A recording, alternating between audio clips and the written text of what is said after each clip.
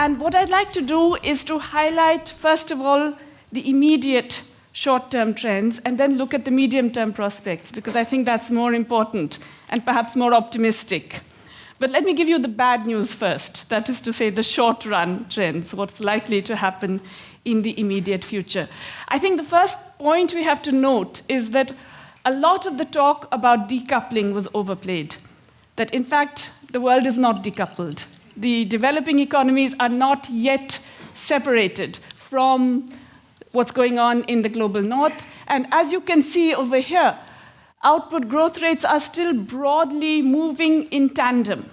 Of course, the developing countries are growing faster. That's the yellow line on top.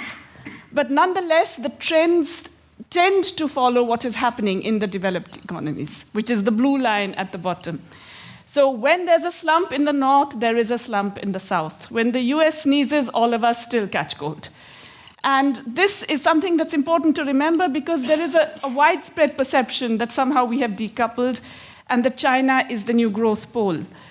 It's important to remember that China as a growth pole has still been heavily dependent on the north as the ultimate source of demand.